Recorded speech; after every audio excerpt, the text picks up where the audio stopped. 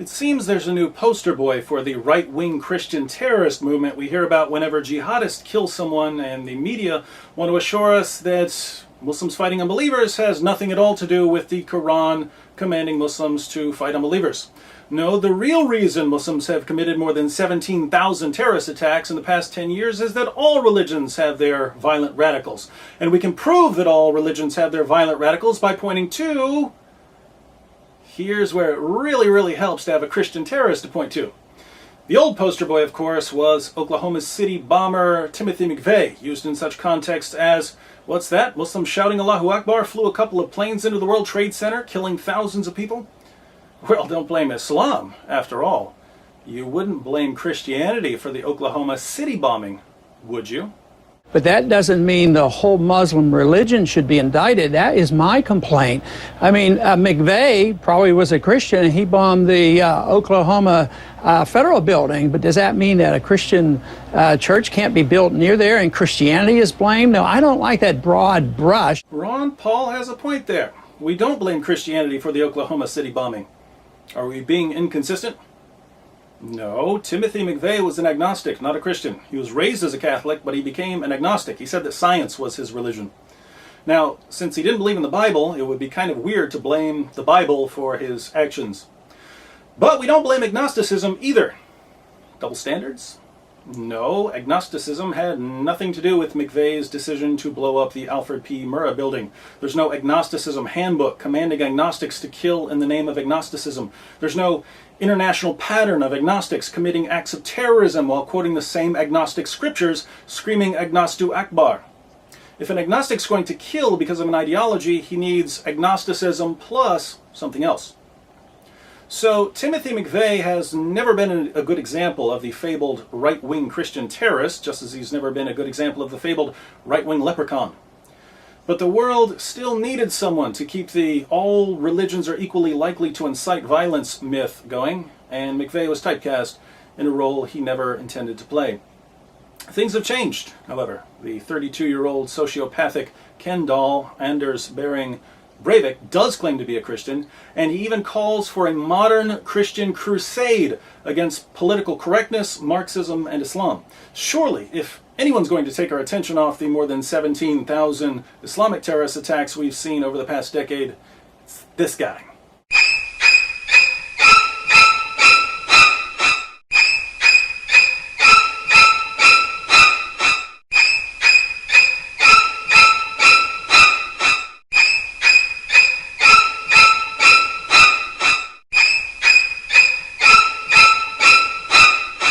I suppose I'm absolutely deranged for even thinking about questioning the mainstream media's description of Breivik, but there is just one tiny little problem with labeling Breivik a Christian fundamentalist. He left us with a 1,500-page manifesto explaining exactly what he believes, and Christian fundamentalist, I assure you, he ain't. Breivik calls himself a cultural Christian, but he puts most European atheists and agnostics in the same category. He writes, "A majority of so-called agnostics and atheists in Europe are cultural conservative Christians without even knowing it. So what is the difference between cultural Christians and religious Christians? If you have a personal relationship with Jesus Christ and God, then you are a religious Christian. Myself and many more like me do not necessarily have a personal relationship with Jesus Christ and God. We do, however, believe in Christianity as a cultural, social identity and moral platform. This makes us Christian." Believing in Christianity as part of your cultural identity is what makes you a Christian. Well, how much Christianity do you need in your culture if you want to be counted among the Christians? Breivik tells us. You don't need to have a personal relationship with God or Jesus to fight for our Christian cultural heritage. It is enough that you are a Christian agnostic or a Christian atheist, an atheist who wants to preserve at least the basics of the European Christian cultural legacy, Christian holidays, Christmas, and Easter. Yes, if you like getting presents on December 25th, you qualify as a Christian, even if you don't believe in God, Jesus, or the Bible. According to Breivik, the cultural factors are more important than your personal relationship with God, Jesus, or the Holy Spirit. Interesting. I think Breivik may be the first Christian fundamentalist in history to suggest that celebrating holidays is more important than knowing God. What more do we know about the gunman, Nala? Well, we know that he is 32 years old, and we know that he lived with his mother. And apparently, according to some of the websites that he maintained, including a Facebook site, he had some pretty Christian fundamentalist views. Let's take a look at his Christian testimony. Regarding my personal relationship with God, I guess I'm not an excessively religious man. I am first and foremost a man of logic. However, I am a supporter of a monocultural Christian Europe. What? Preach on, Brother Breivik! Dying to hear more? I'm not going to pretend I'm a very religious person, as that would be a lie. I've always been very pragmatic and influenced by my secular surroundings and environment. In the past, I remember I used to think religion is a crutch for weak people. What is the point in believing in a higher power if you have confidence in yourself? Pathetic. Perhaps this is true for many cases. Religion is a crutch for many weak people, and many embrace religion for self-serving reasons as a source for drawing mental strength to feed their weak emotional state, for example, during illness, death, poverty, etc. Since I am not a hypocrite, I'll say directly that this is my agenda as well. So he admittedly embraced religion for the self-serving purpose of drawing mental strength. He goes on, if praying will act as an additional mental boost or soothing, it is the pragmatical thing to do. I guess I will find out. If there is a God, I will be allowed to enter heaven as all other martyrs for the church in the past. If there is a God. He's not even convinced that God exists, and he claims that he believes in Christianity simply because it provides a mental boost. It's religious Red Bull. This raises an obvious question. If Breivik is only looking for a mental boost, why choose Christianity? Any religion can serve as a crutch. Breivik's Norwegian. Why not believe in Odinism and the power of Thor's hammer? Well, he tells us, as a cultural Christian, I believe Christendom is essential for cultural reasons. After all, Christianity is the only cultural platform that can unite all Europeans, which will be needed in the coming period during the third expulsion of the Muslims. Odinism is significant for the Nordic countries, but it does not have the potency to unite us against such a devastating force as Islam, cultural Marxism, multiculturalism, and capitalist globalism. Christianity is Breivik's religion of choice because it has the best chance of uniting Europeans against Marxism and Islam. If he'd been born in India, Hinduism would have been the religion for him. But he's in Europe, so it's Christianity. It has since come to light that this person was a fundamental Christianist, fundamental Christianist, fundamental Christianist, fundamental Christianist. Now, as a Bible-thumping Christian fundamentalist, Breivik must want to establish a Christian theocracy, right? Not so fast. It is not required that you have a personal relationship with God or Jesus in order to fight for our Christian cultural heritage in the European way. In many ways, our modern societies and European secularism are a result of European Christendom and the Enlightenment. It is therefore essential to understand the difference between a Christian fundamentalist theocracy, everything we do not want, and a secular European society based on our Christian cultural heritage, what we do want. Breivik says he wants a secular society, not a Christian theocracy. Well, then what's the role of the church in Breivik's European secular utopia? The goal must obviously not be to create a new theocracy. Europe will still remain predominantly secular. However, the church's primary role will be to contribute to unity by offering cultural and spiritual opportunities.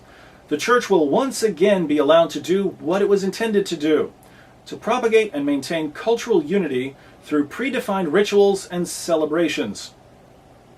The purpose of the Christian church, according to Breivik, is to maintain cultural unity through predefined rituals and celebrations, celebrations such as Christmas. Notice that the role of the church is to be defined by the government, not vice versa. Indeed, the church has to be reformed to bring it in line with Breivik's plan for Europe. The contemporary definition of the Christian worldview will be reformed to correlate with nationalistic doctrines, allowing the national pursuit of prosperity and allowing unlimited research and development relating to every aspect of technology and science. Technology and science? Surely as a Christian fundamentalist, Breivik wants the church to oversee scientific research. Not quite. As for the church and science, it is essential that science takes an undisputed precedence over biblical teachings. Europe has always been the cradle of science, and it must always continue to be that way. Well, does the church at least get to make some political decisions? The church and church leaders will not be allowed to influence non-cultural political matters in any way.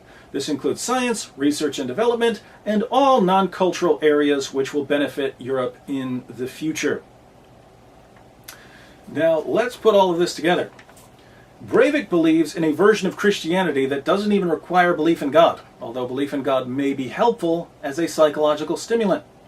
Any religion can serve as a crutch, of course, but Christianity is best in this case because lots of Europeans already celebrate Christmas. Thus, Christianity has the best chance of uniting Europeans against Muslims and commies. The main purpose of Christianity is to provide cultural unity through Easter egg hunts and Christmas carols about baby Jesus. But beyond that, science reigns supreme, and the church has no say in politics. So this is the much anticipated fundamentalist Christian terrorist, living proof that all religions are equally likely to incite violence. He is described as right-wing, a Christian fundamentalist, and having anti-Muslim views. Send Europe back to the days of white Christian domination. It turns out on Saturday we found out the attacks were carried out by Anders Breivik, a native Norwegian Christian. Seriously? Let me ask a question. What influence did Christianity have on Breivik's decision to kill a bunch of Norwegians? None. How did the Bible contribute to his views on Islam and Marxism? Didn't. If you read the manifesto, Breivik's path to radicalism isn't hard to figure out. He grew up in Oslo, where he personally witnessed around 50 violent attacks by Muslims against non-Muslims. Breivik was even the victim in some of these cases. He knew girls who were raped by Muslims. Seeing over and over again how Muslim immigrants were treating the native Norwegians, he started wondering if Islam might be responsible. So he studied the Quran and the Hadith and found that Islam does indeed promote violence and intolerance. He wanted to go into politics, but he realized that the European political spectrum is dominated by multiculturalists who regard any criticism of Islam as racist hate-mongering. He also concluded that dialogue and debate are pointless because if you question Islam, the media will simply label you a Nazi and be done with you. Without any peaceful avenues available to him, Breivik saw his only options as do nothing or do something drastic.